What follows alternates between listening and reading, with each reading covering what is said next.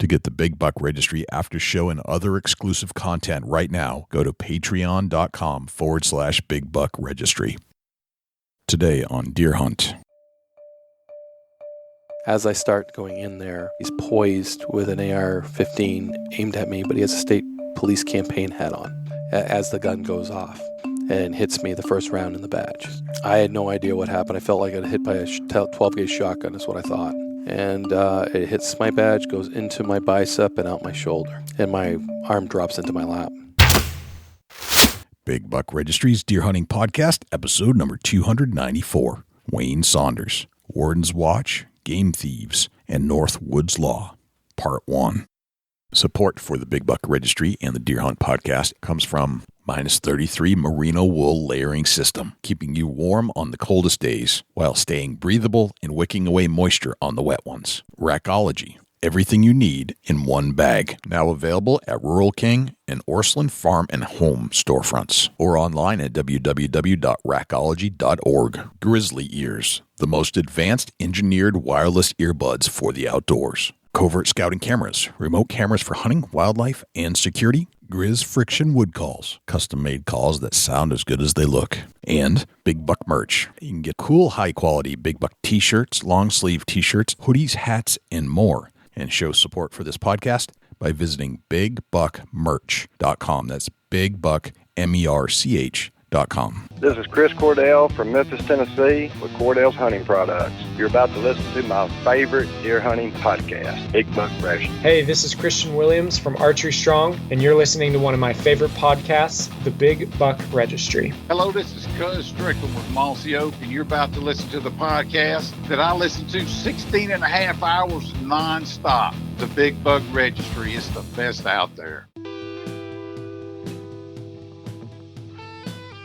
Hello, ladies and gentlemen and fellow predators. My name is Jay, and thank you for tuning in to the Big Buck Registry's Deer Hunting Podcast. For Dusty Phillips and Jim Keller and the entire staff here at the Big Buck Registry, welcome to the show. There are a couple things I'd like you to do for us if you could. If you would, please check us out on Apple Podcasts, subscribe, and leave us a review. With your help, we're going to try and push this show up the iTunes charts.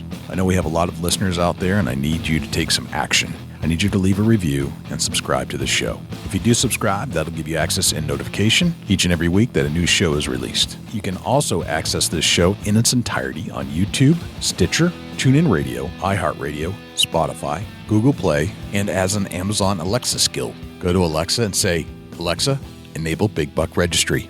It's all right there for you to access on demand at your fingertips. Regarding the harness program, we're out of harnesses. We need your help. Anybody that has spare harnesses, please send an email to jay@bigbuckregistry.com. In a 23-year celebrated career filled with wild stories and tales of game warden lore, the beginning started with one of the biggest tragedies on New Hampshire soil. As a conservation officer, Wayne Saunders caught many a poacher and became a regular on North Woods Law. Now Wayne often reflects on his duties as lieutenant while interviewing conservation officers from around the country on his latest retirement project, a podcast called Warden's Watch. This is part 1 of Wayne's story. Speaking of part 1, there's a part 2 that will be coming out in a couple weeks, but you can get it earlier and other bonus content by activating a superfan tier over at our Patreon page at www.patreon.com/Big Buck Registry. If you go there right now, for just $2 a month, you can have early access to the second part of the show and any other shows where we have a part 2. And if you'd like, check out some of the other tiers. You might like them just as much. We'll get to our entire interview with Wayne in just one moment, but before we do, let's hear from our friends at -33 Merino Wool Products and Jim Keller with the Deer News. My experience started with a visit to the -33 headquarters in Ashland, New Hampshire, for a tour of the warehouse and factory, followed by an interview with John Glidden, the owner and CEO. John is a straight-shooting New Hampshire Yankee, if ever there was one, and that straight-shooting attitude reflects in his product. It's high-quality stuff that does exactly what the company says it will do. After a steady hike on a cold November day up the backside of a steep New Hampshire ridge, with the sun setting and the temps dropping, I wasn't soaked with sweat. Because of the -33 merino wool base layer, I was comfortably warm and dry and itch-free. Any perspiration was wicked away from my body, and my human scent was neutralized from the natural properties that the wool brings to the table. I was thankful that I was wearing that exact base layer when that dominant buck appeared.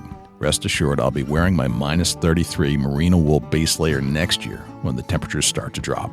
I'd encourage you to check out minus 33 for yourself. Visit www.minus33.com, that's MINUS 33.com, and grab some base layers for the rest of this season or next. And please let them know you heard about them on the show by using the discount code BIGBUCK33 to get 10% off your next order. Now here's Jim Keller with the deer news. Our first story, New Hampshire dad suffocates coyote with bare hands after it attacked toddler. This story is from the Fox News website. A hero New Hampshire father suffocated a coyote to death with his bare hands after the beast attacked his child on Monday, police said. Ian O'Reilly was walking with his wife and 3 kids on a trail near Jude's Pond in Kensington around 11 a.m. when the wild animal jumped out of the woods and grabbed the 2-year-old child by the jacket. That's when the dad went into protection mode, kicking the coyote before choking it, said Kensington Police Chief Scott Kane. O'Reilly told local outlet WFXT that he was running on instinct and adrenaline when he wrestled the beast to the ground, eventually killing it after a 10-minute skirmish. There was no interest in it going away, so ultimately I had to make the decision to become the aggressor and jumped on it, attacked it, and was able to get it to the ground, O'Reilly said. When I was able to get on top of it, I put my hands around its snout so it wasn't able to attack me anymore, he recalled. From there, I shoved its head into the snow and then eventually was able to expire it through suffocation, he said. Ultimately, one hand on its windpipe and one hand on its snout did the trick. The dad was bitten in the arm and chest as being treated for rabies as a precaution. The animal didn't break the toddler's skin thanks to his heavy-duty snowsuit. He's off the charts again. This deer made another amazing journey. This story is from the Mississippi Clarion Ledger website and was reported by Brian Broom. Buck number 27 stunned researchers last year when he traveled over 13 miles from his capture site and set up shop at another location for the winter. This year, the highly mobile deer did it again, and another buck in the study group may have traveled even farther. He was originally darted in August of 2018, said Colby Henderson, Mississippi State University graduate student. After we woke up, he just hightailed it out of there. He moved 13 miles. He stayed there until February and then came back to the same property we darted him on. The buck was part of a study conducted by MSU and the Mississippi Department of Wildlife, Fisheries, and Parks. It began in 2016 when researchers selected 55 mature bucks in Madison and Yazoo counties near the Big Black River. Each buck was captured and then fitted with a GPS tracking collar and ear tags. The goal of the study was to monitor the buck's movement during the 2017 and 2018 deer seasons to see how they react to hunting pressure. Henderson said researchers involved in the study initially thought the extreme movement was caused by the adverse reaction to the capture because while some other bucks in the study exhibited mobile behavior and had 2 home ranges, none had dual home ranges that far apart. On average, Henderson said, other dual ranges were 3 to 5 miles apart. But then number 27 did the unexpected again. Almost 1 year to the day from when he was captured, he made the same journey to the area he spent the winter last year. Now researchers feel he truly has 2 home ranges that far apart, and the fact he vacated the capture site immediately after his capture was merely a coincidence. Buck number 27 is among the 10 deer with active collars, and researchers encourage hunters to harvest any collared buck they encounter and return the collars because 90% of the data collected is stored in them. So if you see one of these deers, don't hesitate to harvest it, and please return the collar. Unintended consequences, the comedy and tragedy of smartphones in the deer woods. This story is from the February 3rd National Deer Alliance newsletter email. In a December issue of our On Watch newsletter, we asked the NDA members to answer a few questions about their phone use when hunting and whether or not it has cost members an opportunity at a deer.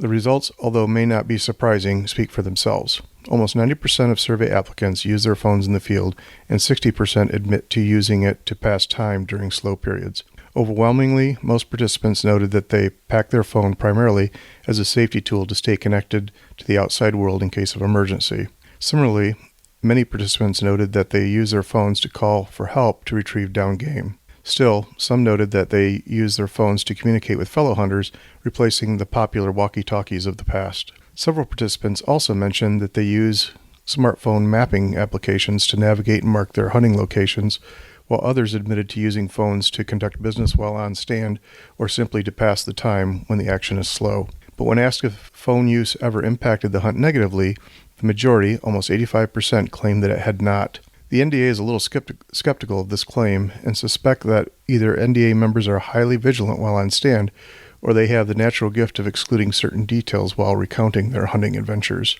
Still, the NDA did hear from some participants who had amusing and even heartbreaking stories of missed opportunities due to using a cell phone while hunting. One common theme was ringing phone or buzzing text just as a shooter buck showed up on the range, while many of the other participants admitted to looking up from the screen to find a deer that had seemingly appeared out of thin air. To read a couple of stories members shared, go to www.nationaldeeralliance.com and join. Membership is free, and it includes a subscription to their weekly On Watch newsletter. Keep an eye on your inboxes every Wednesday morning for a new issue featuring a news survey. That concludes this week's edition of the Big Buck Registry's Deer News. Special thanks to Tim Donzie, Daniel Applebaum, and John Geis for leads on stories this week. For links to the stories featured this week, please check our show notes at www.bigbuckregistry.com. If you have any ideas for future topics or have any questions about any of these topics, please email me at jim@bigbuckregistry.com. For the Big Buck Registry, this is Jim Keller with the Deer News. Thanks to Jim Keller for the Deer News. Without further ado, here is Wayne Saunders. Wayne Saunders, welcome to the Big Buck Registry's Deer Hunting Podcast. Well, thank you very much, Jay. Appreciate you having me on. You're in the studio, man.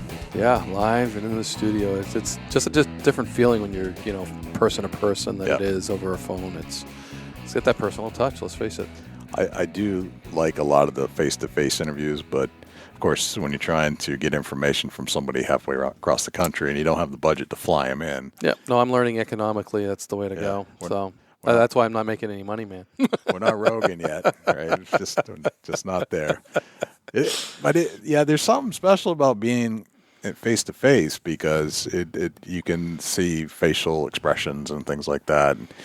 You can also the audio is always better. No matter how hard you try to get on a Skype call or a Zoom call, it's always better. Right. So no, definitely. And I like reading body language. That's, my whole career. I've been trained to read body language. That's very interesting because that's one of my things I have in my notes about reading body language. Yeah, that's what I like to do. Yep. And you can even get a game warden to have that deer in the headlight look when you ask a question. You're like, yeah, he doesn't want to go there. So guess where I'm not going to go. I don't want to make him uncomfortable. So we're gonna skirt that. Interesting. I can't wait to hear all this. Yeah. Stuff. Well, let's talk about you, Wayne.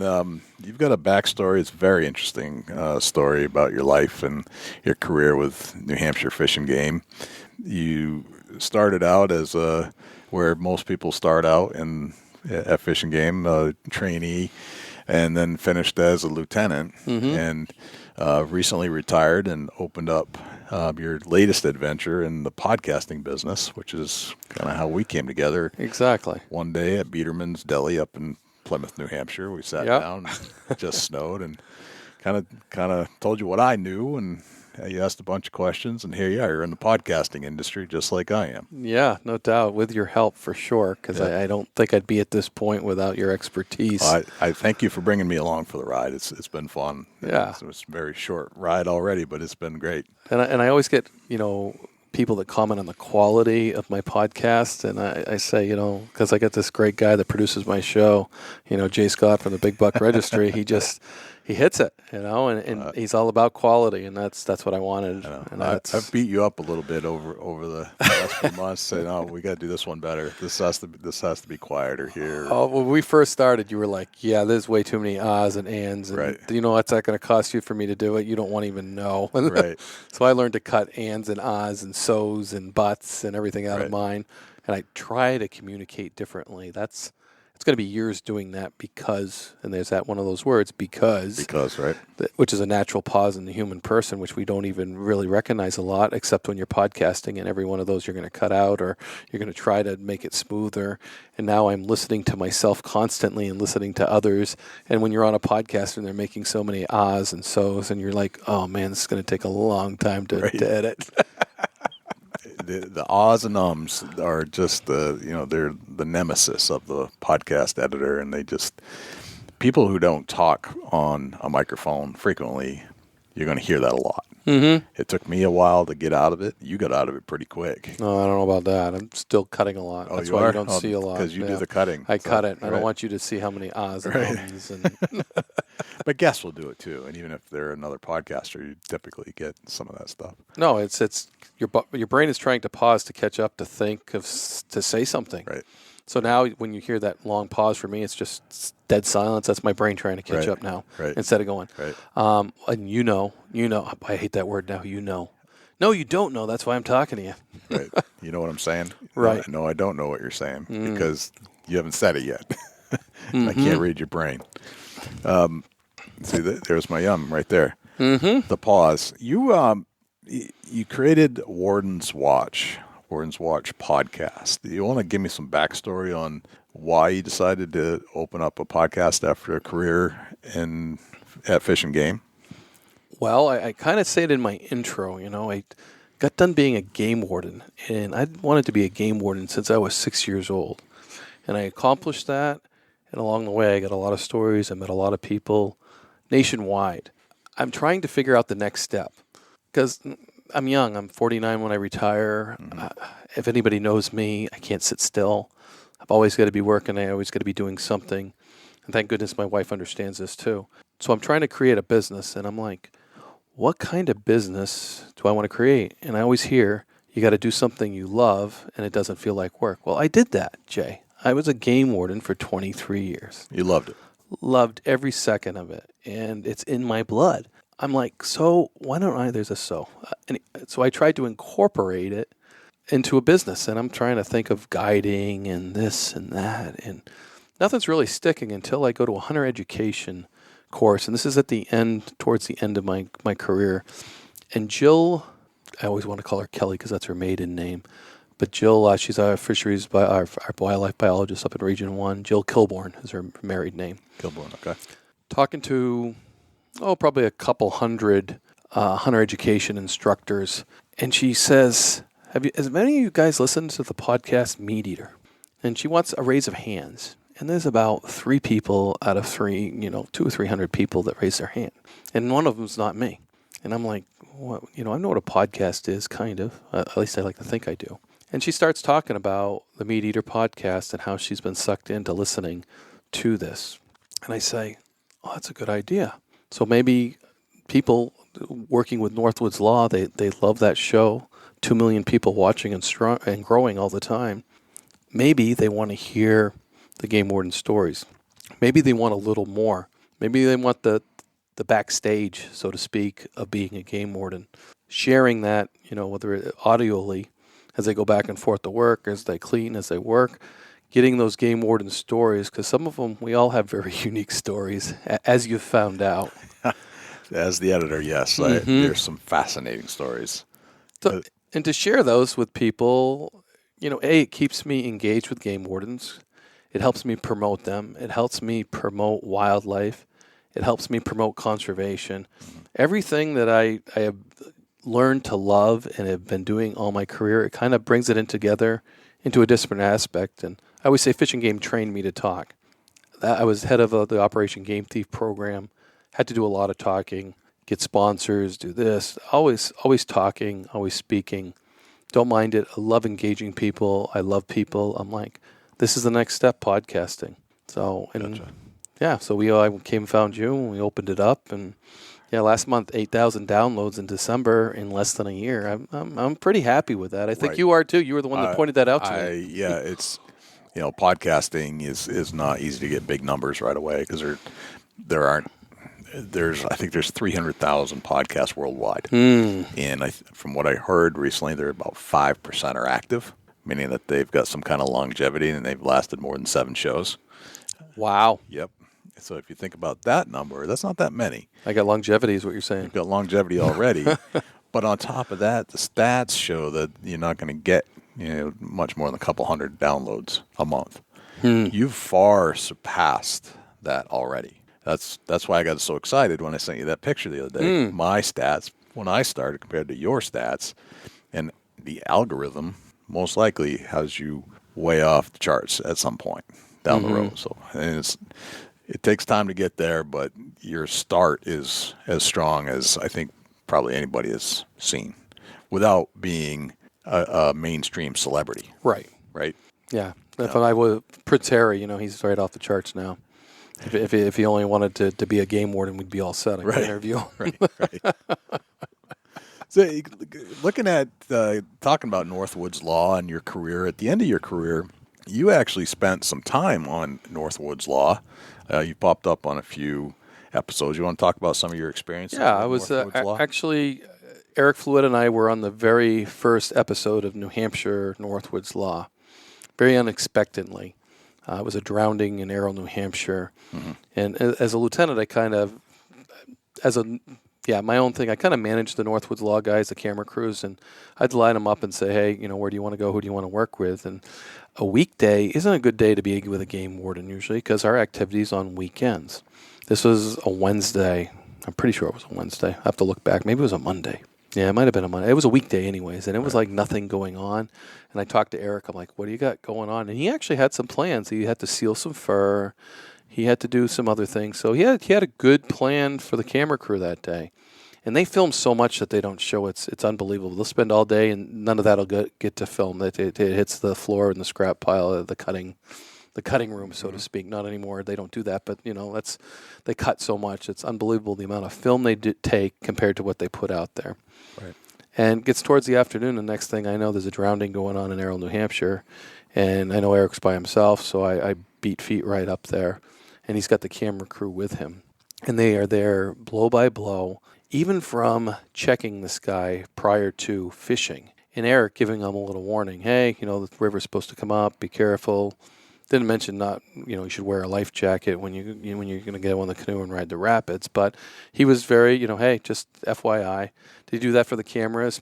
Maybe, because I think sometimes you feel a little subconscious when there's a camera, especially when it started.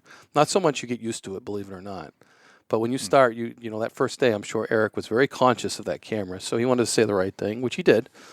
Be safe. Not that he wouldn't have normally said that, because he might have. Eric's very conscientious. And later that day, we get a call from a drowning. It's the same guy that he told to be careful. The river was coming up. It was a rainy day. They're fishing. They're having a good time. Yeah, just be careful. The water's supposed to come up that day. And we ended up in a full boat rescue, and that was the first one that aired with Northwoods Law in New Hampshire. They started off with that. Was he in a canoe? He was.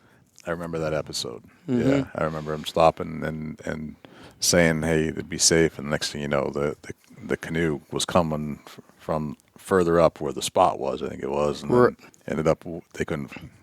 Yeah, there was two of them in it. They got capsized, and neither one had life jackets. Yep. One made it to shore, swam, and the other one probably had too much cumbersome clothing on, got weighted down, got caught in a undertow. One of the guys, I believe, tried to wade back in after him afterwards. He did. He was distraught. Probably was not in his right mind at that point. Right. Yeah. I mean, the first thing you want to do is try to save somebody when they're lost. And, at that point, you got to scale back. You got to, as a warden, I already know probably what happened. The odds of actually, saving that person is little or nothing, but we don't want another victim here. Right. So let us do our job. Right. You could see that guy on camera going into the river. He was going to be another victim. He was going to be another victim. Absolutely. There's no question. Mm-hmm. So you had to reel him back in. And that's just human emotion. That's what you want to do. Yeah. And it's so hard to keep people back because they don't understand. You end up fighting with them over staying because they're so distraught out of their minds. Yeah. There's no rational thinking at that point when you experience an encounter or a situation like that. Mm-hmm. It's hard to process. Absolutely. Now, going to the beginning of your career, there's a whole amazing story. It's starting with when you were a young officer, or not. You weren't a young officer. You were a trainee, or somewhere very early on in your career. You encountered a shooting. Mm-hmm. And that was called the Draga case. Yep. Are you comfortable talking about that these days? Yeah. Okay. Yeah. Even after the incident, I went out and I spoke to a lot of groups because I think, and I just talked about this podcast I did today. We got to take everything good that's in the bad situations, try to learn from it, so we can make ourselves better to respond. And especially critical incidents, right about then, we're starting to change. And I was part of changing because it wasn't, suck it up, buttercup anymore. It was, talking about how you're feeling rather than have it build up and have you explode later. Mm. So I think I was right on the cusp of that type of, I don't know if you call it psychology or critical incident debriefing as it started. So I get to experience some of that, and it helped me. That's probably why I have a good full career, is because I went through that process, and I wasn't ordered to, but I was strongly suggested. It might as well have been an order, but, the colonel back then, said, hey, I'm not going to order you to do this, but I want you to do it. You understand what I'm saying? And I'm like, yes, sir. And thank God he did, because it was something new, and we were just starting that, and that's probably why I had a successful 23-year career. Going to a counselor and going through that process as a young warden. It was 1997. I was shot in the line of duty. Okay. So how far into your career were you at that point? 2 years. I hired in 95. Wow. Mm-hmm. 2 years into a brand new career and some of the worst situations that you can imagine, yet you maintained and retired in the same field. Mm-hmm. That's amazing, because I think most people would have said, see you later. And in some scenarios, but you said the colonel, you think, had a big part in having you stay on even after a very challenging time. It must have been both physically, because you were injured. I was out a year. Yep, and mentally you had to deal with all that stuff. Absolutely. Yeah, it was and even not knowing the stuff I was dealing with. Right. Because then through counseling, I could understand, and that the feelings. I mean, having an incident in a small town, I used to feel like I'd go into a restaurant and they'd all be talking about me. And guess what, Jay? They were. They were. They really were. Well, it's called the Mark of Cain. Is actually the Mark of Cain, right? Yeah. Right. So everybody knows who you are and what you did, and when I walked into a restaurant, they were talking about me, and it's not so much that they were; it's getting used to it and understanding it, because it's human nature. Right. And because I could overhear them in a small place, but that was something to get used to right off. Yeah. I don't know about you, but I can hear people's conversations on the other side of a room. My wife can. I have trouble. I don't know why. I can whisper something I don't want her to hear all the way across the house, and she's got it. It's weird. She's better than my German Shepherd. Can you walk us through some of the incidents of the day as you recall? Yeah, I recall we actually had a fair coming up. August 19th, 1997 is when I was shot. And I've always been a kind of guy that promotes what he does, and I was promoting my district back then, and we didn't have computers to generate anything, so I actually made a map of Coas County, and I separated it according to patrols, and then I took pictures of the guys that patrolled that area, and I put them in there.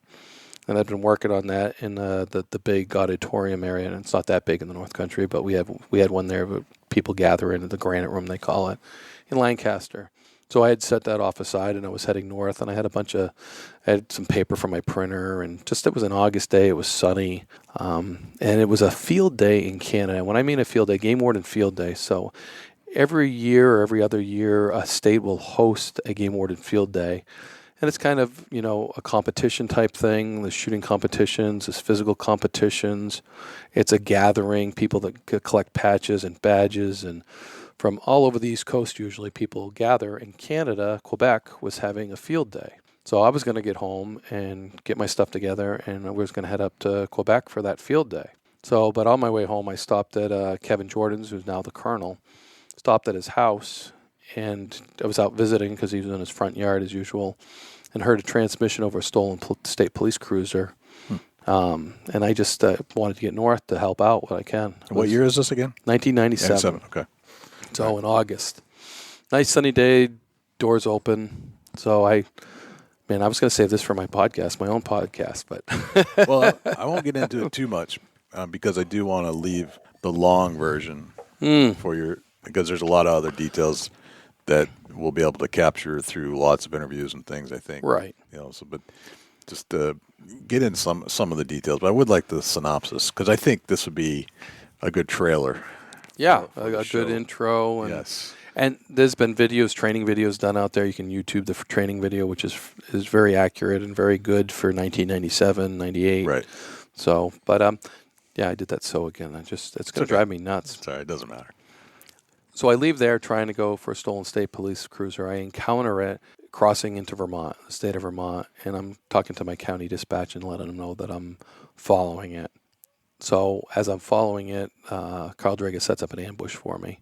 It's a single track underpass. The bridge is an underpass that the train goes over, but it's only made for a single vehicle.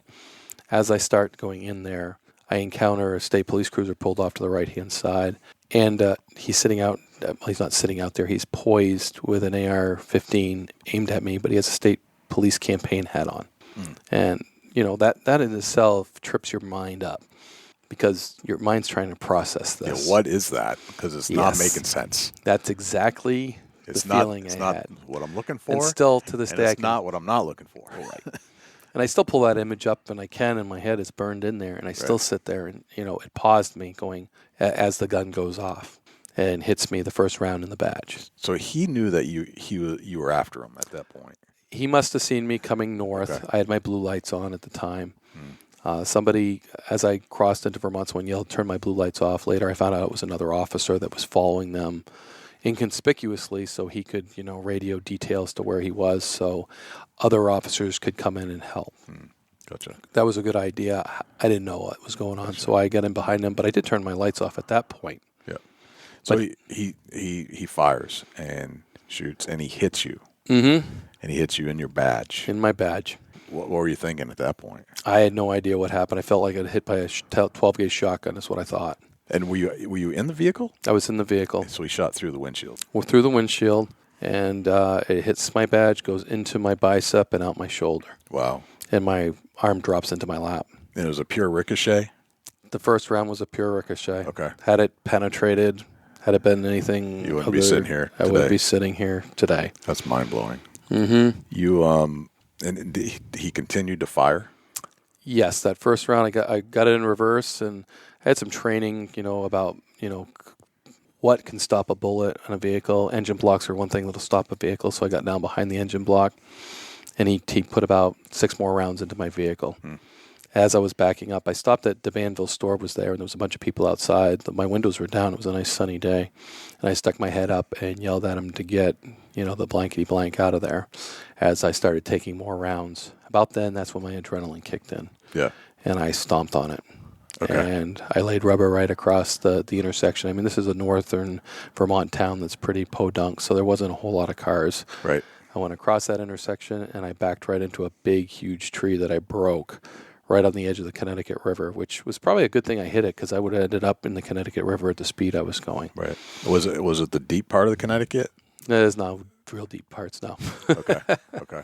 No, down south there would have been. South, but up north. Up north, there's not that deep of area. I've fly fished up in the northern region there, and it's just that area. Mm-hmm. Gotcha. All right, I know exactly. It's starting to widen out, but not quite. Right. Get down towards the Lancaster area, it starts to get a little deeper. But you were able to escape the gunfire. Exactly. And he said, "Forget this, I'm out of here," kind of thing. Right, and I didn't know that at that point. I opened my door. I actually fell, I forget how many feet, but I had my shotgun right there. I always kept my shotgun right beside me, but my arm was, I couldn't do anything with my arm. It was useless. Your left arm was... My left arm was just hanging there. I remember thinking, move, and it wouldn't. It wasn't doing anything. Wow. So I just kind of cradled it and dropped down, and then I worked my way up towards that underpass, and I belly crawled into this pricker bushes, and I laid a trap for him if he came to check out my cruiser. I was going to let him get close enough so I could hopefully open up on him. Wow. No kidding. And he went the other way. He did. He never came down. Never see what he had finished. So he left. Wow. Okay. And I didn't see him leave. And all right. Well, I think we'll leave the rest of the story for your show. Okay. There's a lot to it. I want to get your involvement. And you were hit more than once? Only once. Just once. Okay. Mm-hmm. I'll have to show you a picture sometime. Okay. I have my cruiser that we actually ran dowels in it for the first time. I spoke about it was at the Northeast Fishing Game Conference, and we were hosted in it that year. They actually brought my cruiser in, ran these dowels through it. There was holes in the seat to give you the bullet path, and it was. I have those pictures. It's pretty astounding where those bullets went, and thank God I was laying flat, or I would have took probably all 6. Right. You had the wherewithal to get out of there and react, which is interesting because we talked about the guy in the canoe whose buddy had just drowned, and it's a mesmerizing, overwhelming, emotional state that you have to process information. And this guy was willing to go back in the river, probably would have died too. Yet you are in a fight or flight mode, right? This was your adrenaline's kicking. Fight and flight. And flight. You were doing both. Yeah. You had to prepare for both. And you said you had some training. What kind of training do you get to prepare yourself for that, or is there none? I mean, there is, and just your firearms training that you go over and over. I did a 10-week stint for the National Park Service for a seasonal law enforcement law job down in North Carolina, Sylvan, North Carolina. So I did 10 weeks down there. It was basic academy, and it was extremely good. They run a great program down there, probably still do. They bring in the narcs from North Carolina. The guy that ran the narcotics guys down there, he was our chief firearms instructor, and he was just dynamite. So we got some really, really good training there. And then I went to the police academy here in New Hampshire for 10 weeks. So I had 20 weeks of training under my belt. And it's firearms training and, shooting and this and that. And that's what happens when you get in those things. Your training kicks in. Whether you're military, you're police, that's what you've done it, and it's repeat. It's muscle memory. Okay. So loading, pulling guns, out of your holster, it was in my hand before I knew it. To this day, sometimes I've pulled gun. I pull a gun and I don't even remember pulling it. It's just your instinct. It's it's time to pull the gun. And it's all of a sudden it's there. It's just that training that you see a gun, you see this course, you see a knife, you pull it out. And sometimes as game wardens, it's difficult because we see so many guns, we see so many knives. Now we're trying to key on what the person's doing and how they're interacting with others more so than the gun or the knife, because we see that all the time. And I had a chief of police ride with me, a good friend of mine. He's like, I don't know how you deal with this day in and day out, seeing all these guns. Every time I see a gun, I'm on edge. And whether we get used to it, because we do get used to it, but we have to rely on other things other than just seeing a gun. Because a police officer sees a gun and he's full on. When we see a gun, that's normal. Right. Yeah, because as a game warden, everybody you're policing has a gun or a weapon of some sort, generally speaking, unless they're fishing. Right. And even fishermen carry guns. Fishermen carry guns or knives of some sort, right? So exactly. There's always some potential weapon.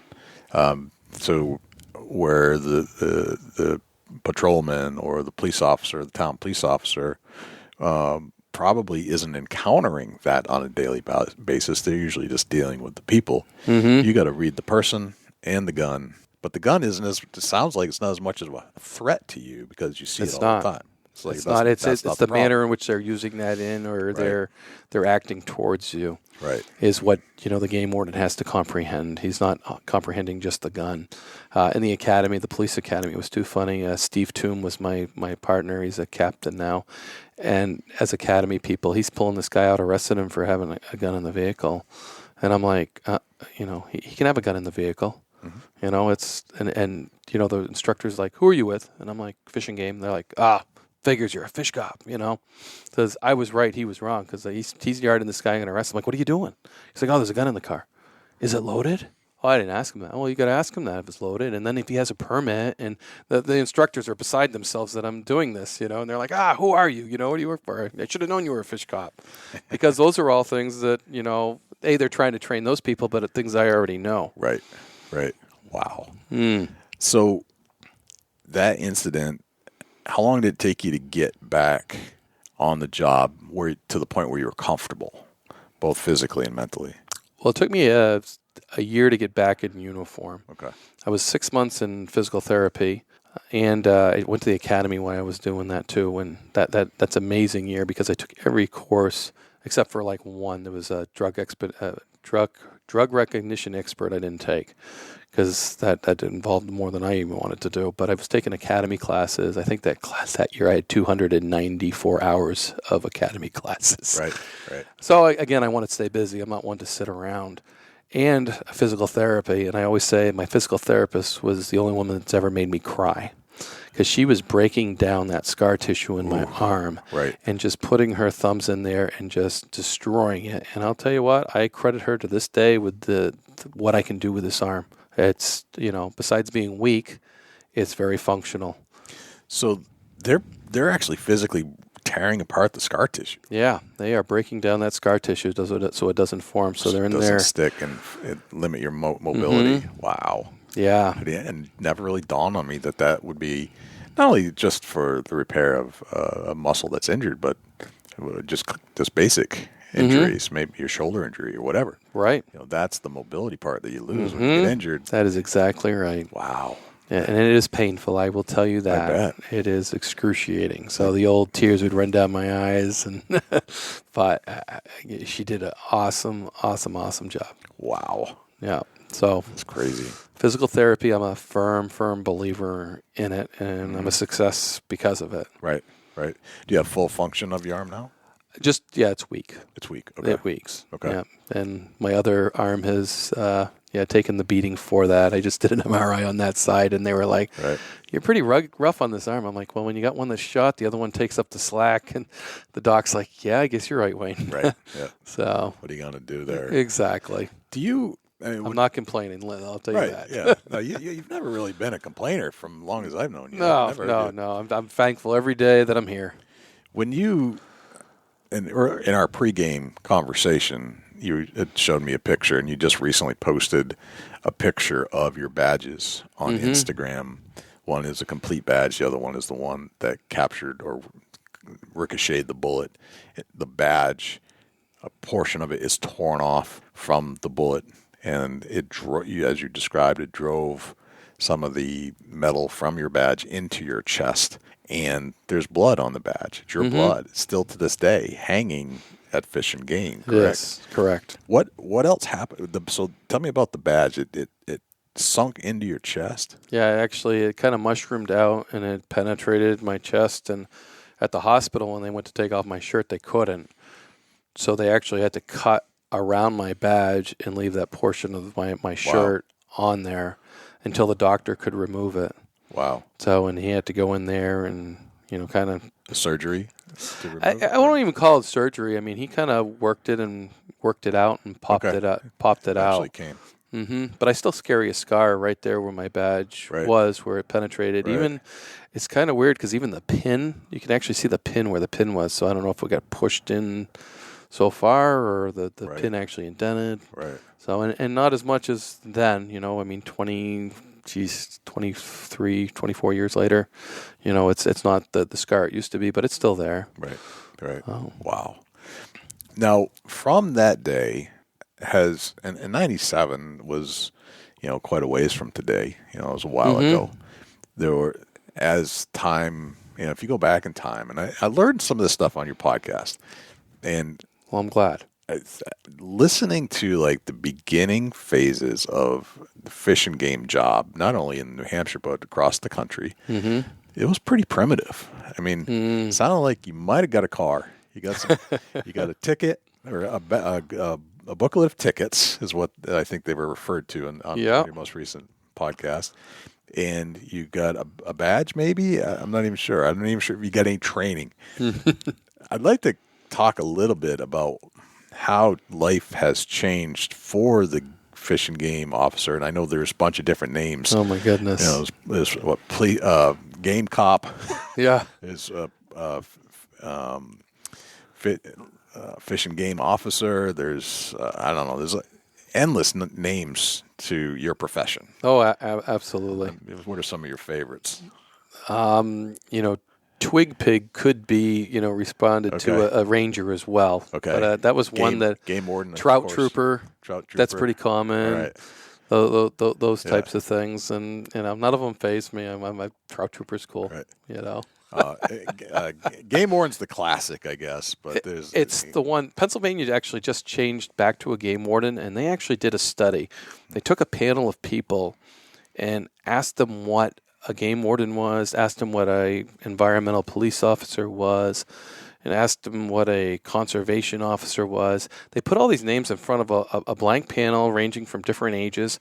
They all knew what a game warden was. Interesting. They all associated with the game warden, so Pennsylvania has rebranded themselves as a state game warden. Game warden. And what were they before?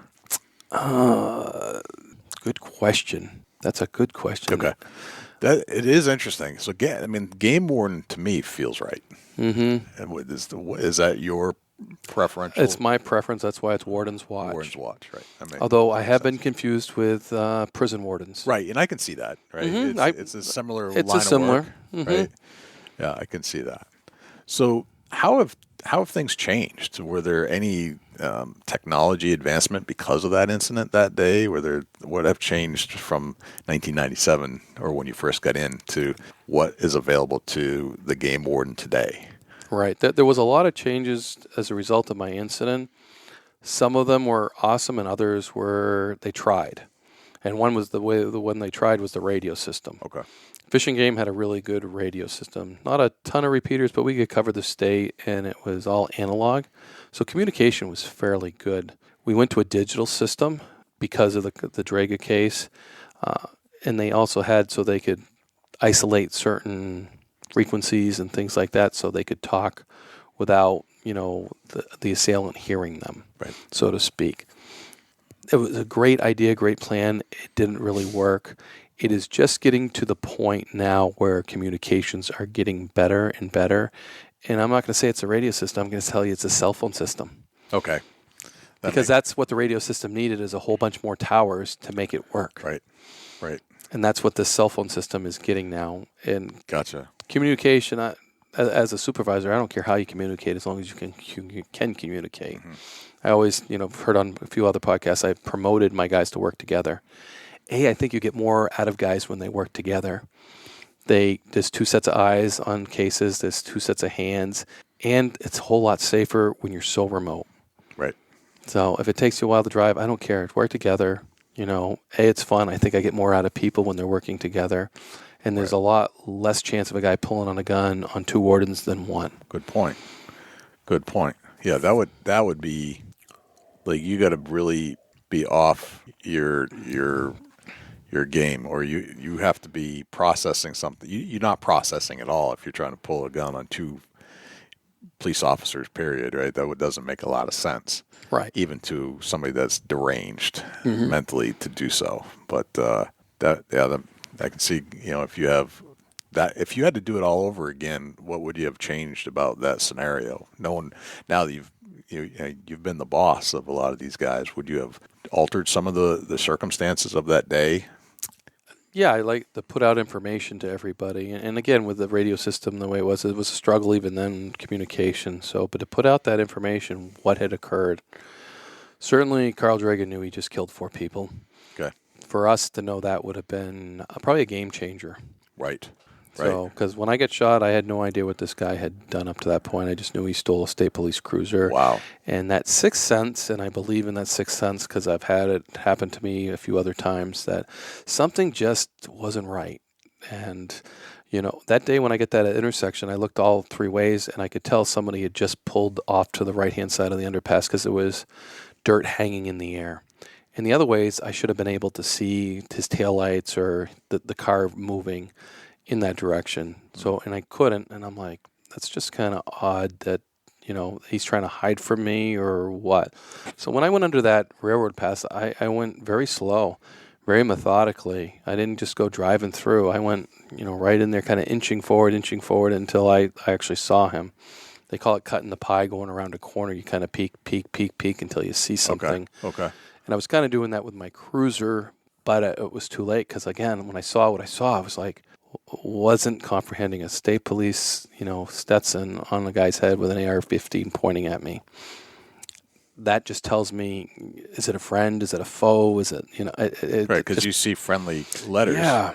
Like, I don't know if this is... And that had to be his intention the whole time. That was... Decoy. Yeah.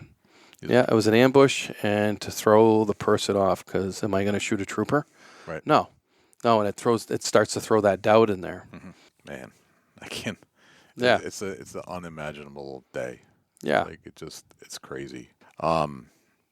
You've had a very fulfilling career, and that's kind of how it started in a sense.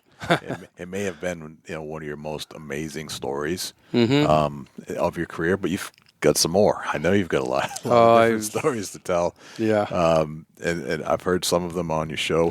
When do you think, and maybe I'm putting you on the spot in here, and you can tell me if I am, when do you think you might get to producing the whole story of the Dreget case? I'm thinking I'm a year out because I want to do it right, Jay. Okay. I want to do it right, and I'm not sure how to do that yet. What to include, what not to include. It's a massive story when you start digging into it because it affected so many people in the North Country. And everybody that was in the North Country that day, some people in the Southern, they almost remember. It's almost like a 9/11 incident. Mm-hmm. They remember that day. The troopers that were on, the Border Patrol guys were on.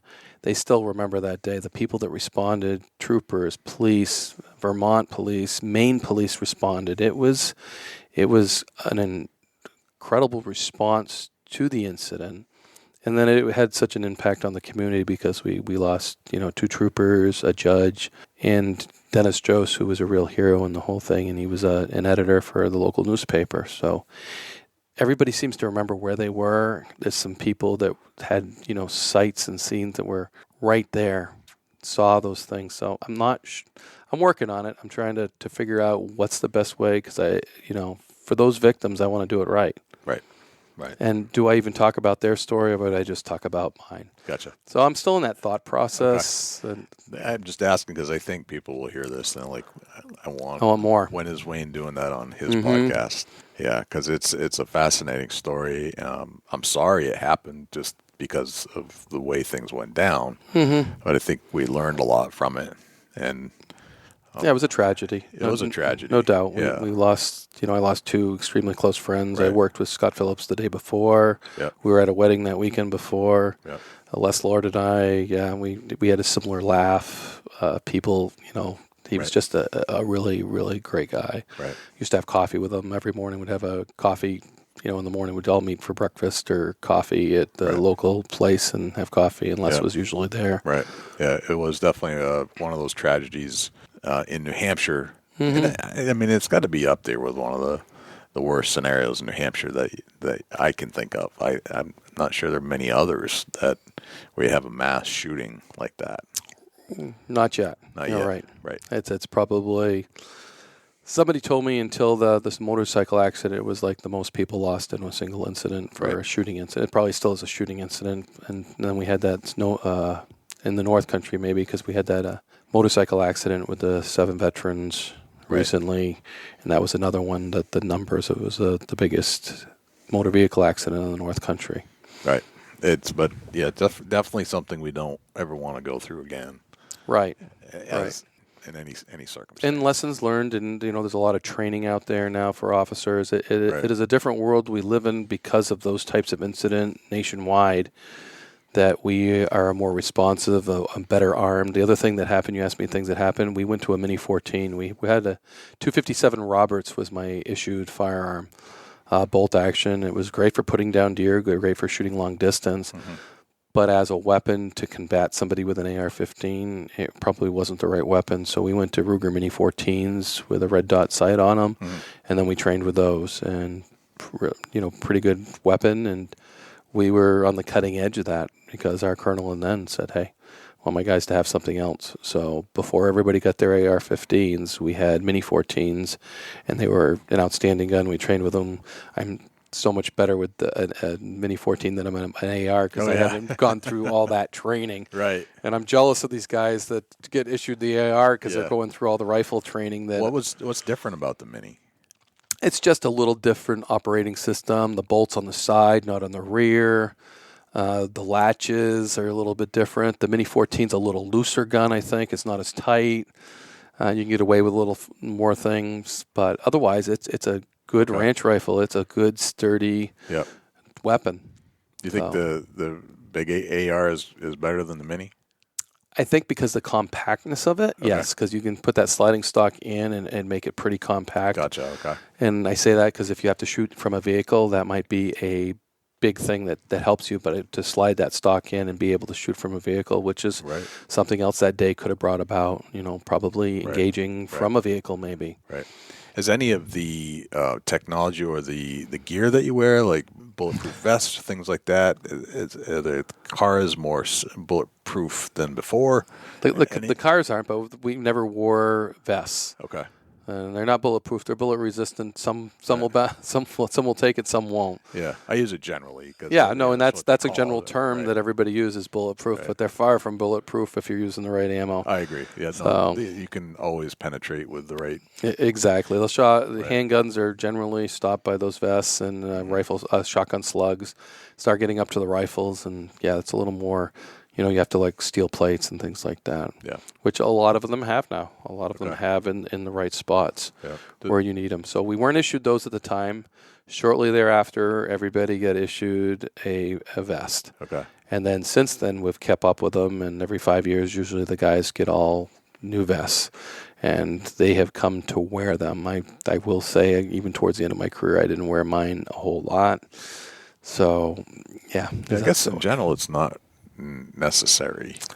In general, I'm kind of jealous because I see some of these vests that are on the outside now, and as a lieutenant, that would have been nice to slide off, sit there, and then slide back on when you're going out. Yeah, because all day in the office, or even a half day in the office, if you're wearing that, it's just it's not the most comfortable thing. Right.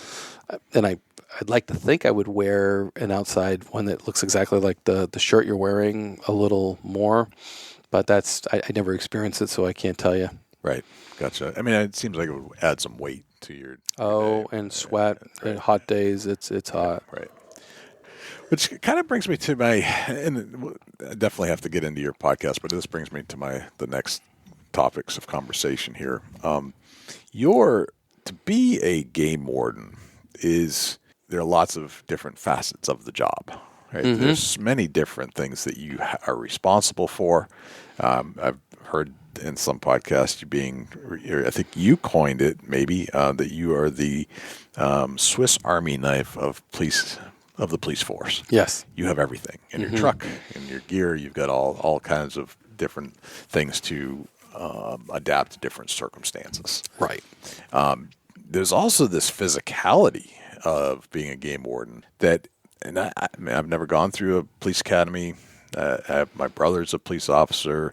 I have lots of friends that are police officers, but I don't know how demanding a patrolman is versus fish and game. But it seems like as a fish and game officer, yes, you're driving to a location, but you've got search and rescue missions that you do. You have to hike up and down mountains, I'm sure. And you're in New Hampshire, and which can be a mountainous territory, depending on where in the state you are. For sure. Certainly other states are flat, and other states have even bigger mountains than New Hampshire.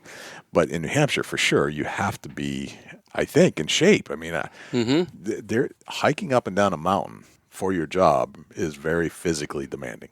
That's just where it begins. Yes. How do you keep yourself in shape? What do guys do to maintain? I've never seen an overweight game warden, I guess, is... No, and I don't think you ever will either. Right. Because, you guys, knowing where I hunt, I go out in the middle of nowhere. And oftentimes, I'm hiking up a mountain, I get winded. And you guys need to get there for all kinds of reasons. Whether routine checks, some kind of an accident, some kind of a lost hunter.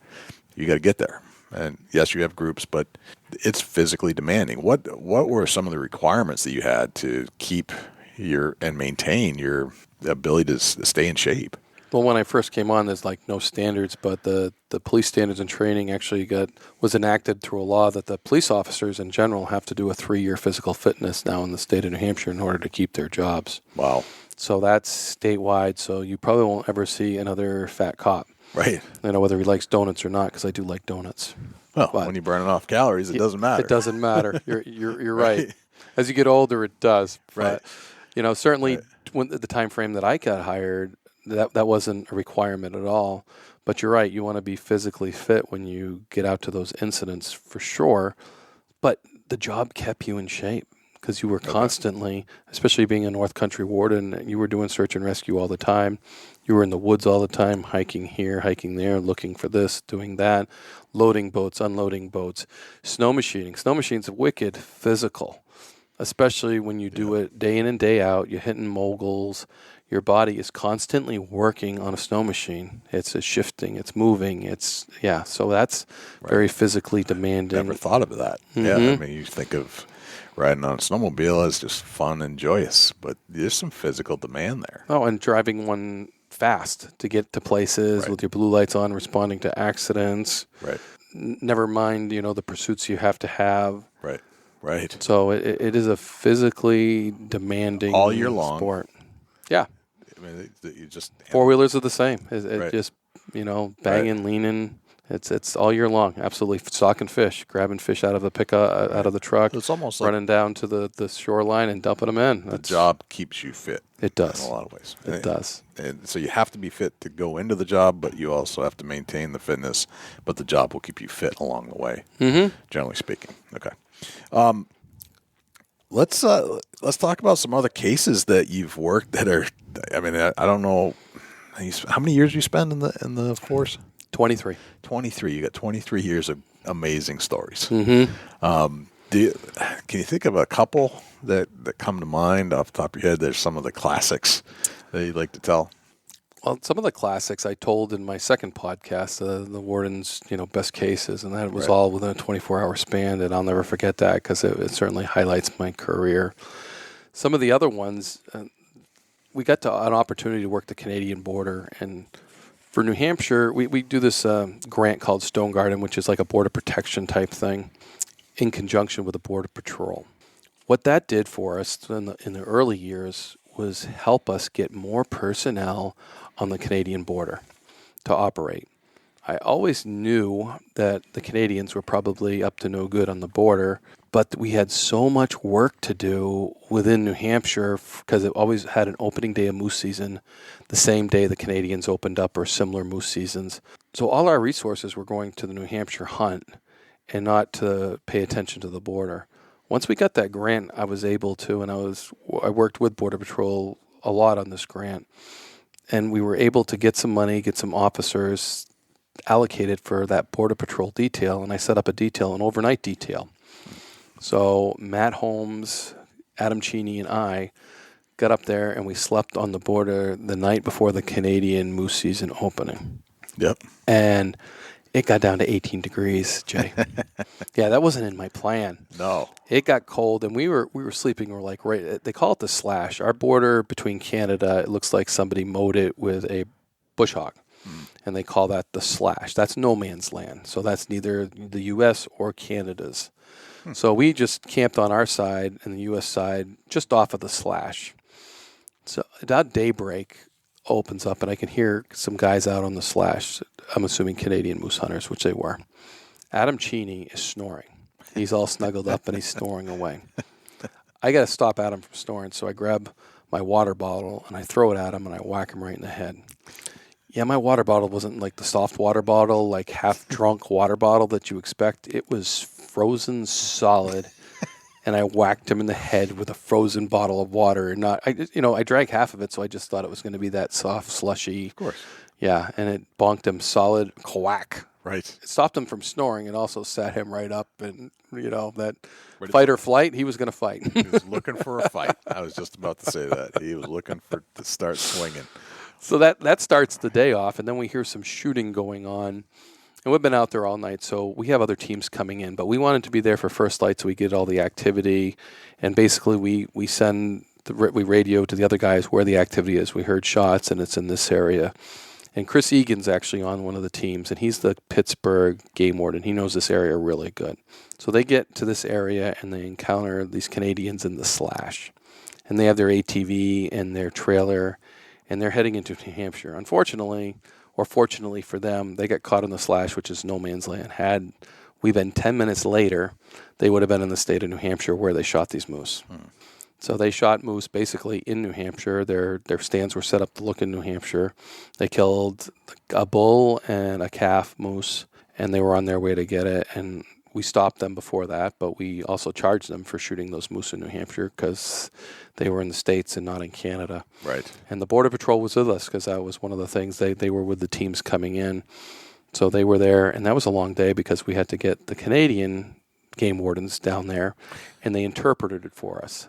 Because they were French speaking. They were French speaking. Even if they could say English, they probably wouldn't. So we got some bilingual Quebec wardens down there to translate, to help us out with that situation, which was great. It just took us a while. And I had let the Canadians know that we were going to be operating in that area as well. So they were fairly close compared to what they would have been. Yes. So they were only 3 hours away compared to, it would have been maybe all day. Right. So once we broke down the communication, we charged those guys, and basically they were going to come to the States to come to court because they wouldn't ever be able to cross the border again, and some of them did business in the United States, so that was really important. So we had something to hang over their head. Right. And we took the moose back through the States. I have a great picture of that too. The whole crew with that we parted out the moose and brought it back, and that was a job in itself because how to get to that area was a challenge. Right. But it was a great case. We made an international case basically. Right. Yeah, we've got international issues going on here. I think we set the stage for the future because we have never made a case like that.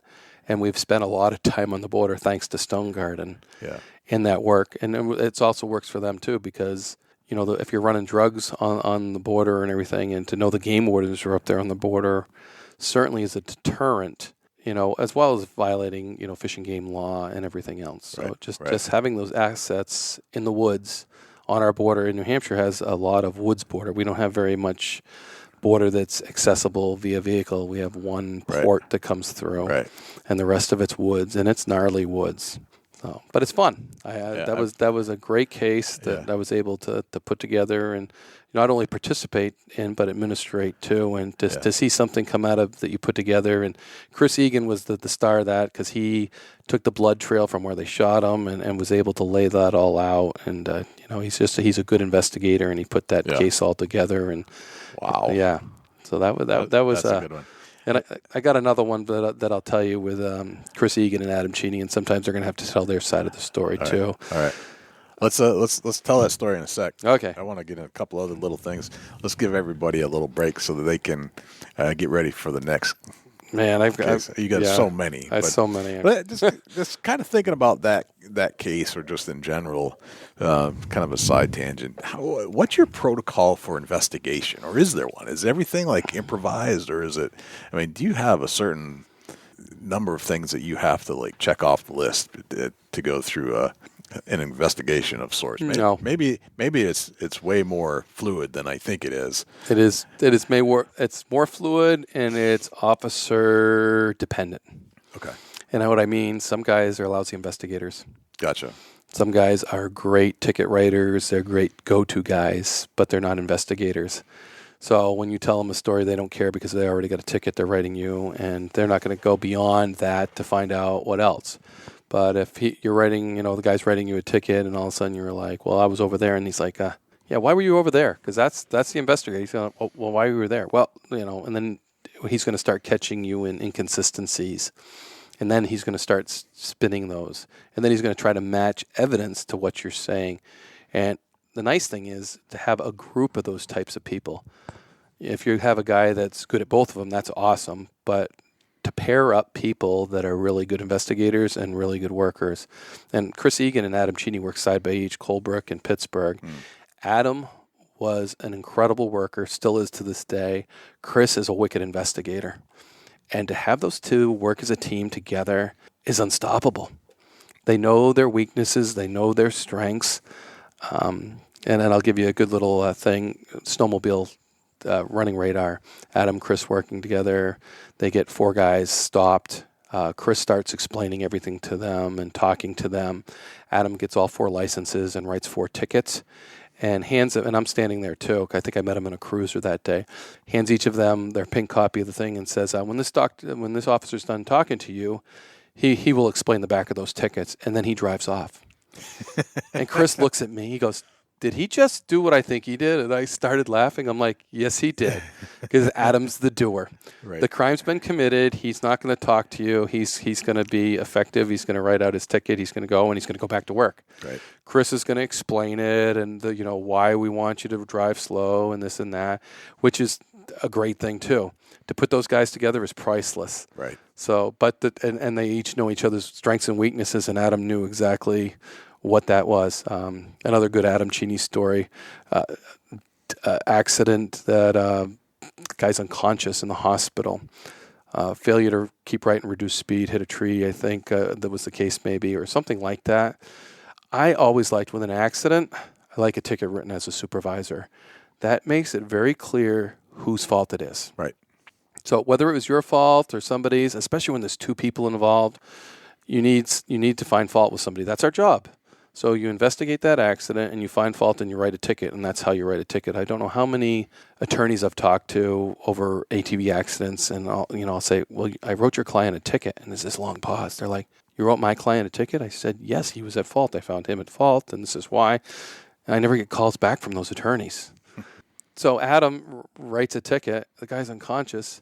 He finds his wallet and stuffs the ticket in his wallet and tells the nurse when he gets conscious to let him know the ticket's in his wallet. He was served. Right. He was notified, but that's getting the job done effectively. Right. And I got no problem with that. Chris would have made sure he met with that person when he was conscious and gone through everything. It's just a different way of doing business. Right. And Chris, being the investigator, I mean, he doesn't let anything go. Even if he gets that initial ticket and there's something wrong there, he's gonna ask. He's gonna look into it, and then he's gonna pick that apart. And then when he finds out that that's a bunch of baloney, he's gonna continue on, and he goes from a violation to a felony case. Right. Because that's the investigator in him. And I love investigations. I just think it's really neat to start with nothing and come up with a really good case and figure that out. Right. To me, I love that part of it. So and that's what. But I like the other things. I like the quick, easy things too. Yeah. So there's no real investigation protocol per se. It's just based off of the investigator. And we discussed this a little bit earlier. You said that you have to be able to read people, mannerisms. You have to be able to tell if somebody's lying to you or not. Exactly. Right? So how do you start processing that? Was it a training thing, or is it something that you just kind of picked up over time? There are certainly trainings for investigations, and generally all the officers go to them. And even those guys that aren't good with investigations do investigations. Don't get me. There's just some things you develop as specialties. So, certainly Adam Cheney could investigate a case, and I'd be very confident that he did it. But, Chris, they would make one of those, maybe something most people wouldn't catch, or even most officers might not catch, that's just something a little off. And it is. It's reading. Something just isn't quite there. It's how they said it. It's why they said it. And some of the training in interview and interrogation school, we actually have classes in that on how people are relaxed. If people are good at lying, it's hard to detect. If they believe it themselves, it's very hard to detect. But when they're trying to cover up something or keep something from you, there's always those idiosyncrasies they're doing. They're not saying something right. And the best thing is the truth is always consistent. You and I know that. We know it with our kids. The truth is always consistent, because I can tell you the same story I told you before, because that's the way it happened. Right. When people start to lie and give alibis and things like that, it changes. And Todd Shefchuk, I came on with Todd. I did an interview with Todd. You heard the podcast with Todd. He would wait 3 years and go back and investigate these cases. Really? And he's like, people can't remember their lies 3 years ago. That's a good point. What did I tell him then? Right. And he's got it all written down. He's got it all documented, what you told me. Yeah, 3 years later, he goes back and, tell me what happened again. And again, the truth always is the same, and the lies never are. And the inconsistencies he would get he'd break cases that way. That's fascinating. So because you think about it, if you tried to lie, you really can remember the exact circumstances of how things transpired almost to a T. Right.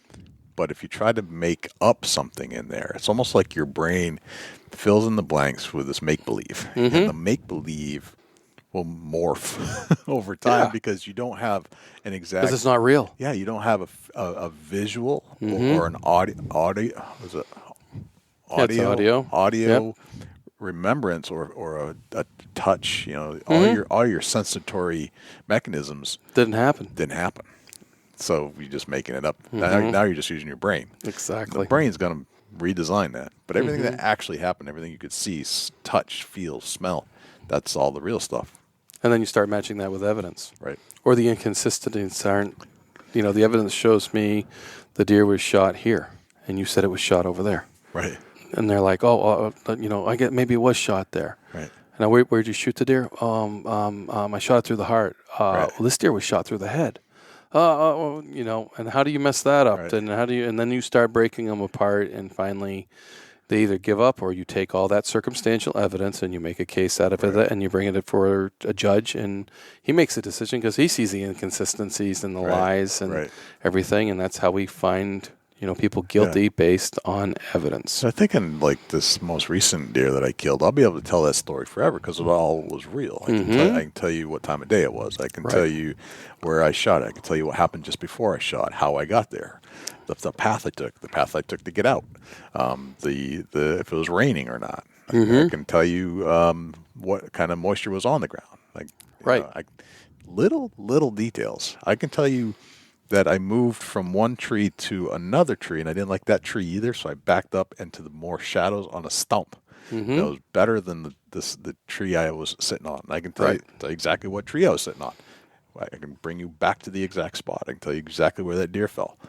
Those are things you can remember, but if I tried to fabricate that 3 years later, not so much. No. That's really cool. How many times have you use that strategy to your ability or to your investigations to try to trick or not? You're not tricking them. You're investigating. You're finding the facts. Yeah, because that brings up another topic of I've heard you talk about this in your podcast about entrapment versus giving them opportunities. I want to get into that in a sec.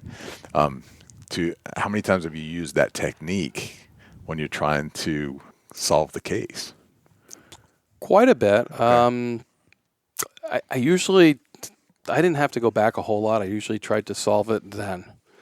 I'm the first 48 guy. I like to get all that evidence and wrap it up. Todd Shefchuk did a great job. He used to take his cold cases and go regurgitate them. The cold cases I had, I really didn't have a whole lot of leads because I would track down my leads, and I generally, and I'm not trying to be cocky or anything, but I usually can get my case and get it all together then. Okay. The cases that I didn't get, I didn't have a whole lot of evidence. Right. And I was trying to develop that evidence and work different angles to develop evidence so I could do that type of thing. Yep. But I remember, and it's in my second podcast, my best cases, when I had the guy shoot the deer out of the back door. He hands me a gun that has dust all over it, a dust over the trigger. This is what I used. And I'm like, this is dusty. Yeah, that's the gun I used. I'm like, this dust on the trigger. Right. Nope, that's the gun I used. He knows he's going to lose that weapon. Right. So when that deer goes to the butcher that I know, I say, Bruce, I need a round out of this deer. Give me a round out of this deer. And he got me a round out of that deer. And it was a 243. Okay. So guess what? I did a search warrant again and went back and knocked on his house and said, that gun you gave me? That wasn't the gun. Right. I knew it wasn't the gun. He knew it wasn't the gun. But he wasn't going to tell me that wasn't the gun. Would I have gone back later? He would have stuck with that story because he knew which gun I gave him. Right. But now I have a round that doesn't even come close to a 22. It's a 243. And so he handed you a 22? 22. Wow. He probably thought the 243 went right through the deer. Right. Which is totally possible. It hit the shoulder on the far side, and it was nice because it kind of mushroomed out, but the base of it was perfect. You could put a mic on it, a micrometer, and figure that out very, very quickly. Right. It wasn't even that hard, and then do a search warrant for the 243. Yep. And then I gave him, I was a gentleman. I'm like, you can get me the gun, or I can toss your house. Right. So he goes and gets me the gun. There you go. To me, that's a very fine detail that you like. Nope. So you've got but I knew there was a crack, and that's what I wanted. I knew that wasn't the gun. You knew it wasn't the gun. Was it because of the dust, or was it? It was the dust. It was the dust. Like this gun hasn't been touched. Yeah. If that had been clean as a whistle, I probably would have been hook, line, and sinker on it. Right. Or at least you would have potentially looked at it more. Right. I still would have liked a round out of the deer. Of course. And then I would have, but I really wanted a round out of this deer. Right. Right. And that makes sense because you can really put it all together. Mm-hmm. So people can tune in. Where can we find your podcast on social media, Instagram, all those places? Yeah, all those places is right. Certainly, Apple Podcast is probably the number one download. Spotify, Radio Public, Facebook, wardenswatch.com. You can actually go to wardenswatch.com and click on it and subscribe there as well. But as you know, subscribe helps me out because when there's a new episode out, it drops and you get it. And you get to hear some of the other Game Warden stories, not just mine. Well, thanks to Wayne for coming on the show. Please stay tuned for part 2. And you can get that part 2 early over on our Patreon channel. That's patreon.com/Big Buck Registry. You can find some other little bonuses and tidbits over there at different tiers, and we hope you enjoy. But if you'd want to wait a couple of weeks, we'll have part 2 out just for you. Dusty, where can we find you when you're not hanging out here in the studios with me? Shoot me an email, dusty@bigbuckregistry.com. You can look me up on Instagram and Twitter @ChasingAntler, Facebook.com/Chubby Tines Outdoors. Jay, where can the people reach out to you when you're not on the mic? Likewise, you can shoot me an email, jay@bigbuckregistry.com, and you can visit us on Facebook, facebook.com/bigbuckregistry. We're also on Twitter, which is twitter.com/bigbuckregistry. We're also on Instagram, instagram.com/bigbuckregistry, and YouTube, which is youtube.com/bigbuckregistry. On YouTube, you can listen to all of our podcasts in their entirety. As far as videos are concerned, it's a boring video, but the audio content is there, so you can actually listen to our podcast. You can also listen to all of our live shows that we've done on Thursday nights when we do them, and we've gone back and re-interviewed a lot of our previous guests we had on the show just to put a face to a voice, let's put it that way. You can always listen to our show on other places as well, not just YouTube. We're found on Stitcher, TuneIn Radio, iHeartRadio, Spotify, Google Play, and as an Amazon Alexa skill. Go to Alexa and say, Alexa, enable Big Buck Registry. And if you would like to submit a buck to our page for consideration and be featured on our page in front of 250,000 diehard deer hunting fans, all you have to do is go to bigbuckregistry.com/mybuck, and all of the instructions will be right there. I think that's pretty much everywhere we're at. I think that's a wrap, Dusty. That's a whole lot of big buck, Jay. I'm Dusty Phillips. And I'm Jay Sky Ammon. We'll see you next time right here on the Big Buck Registry's Deer Hunt Podcast.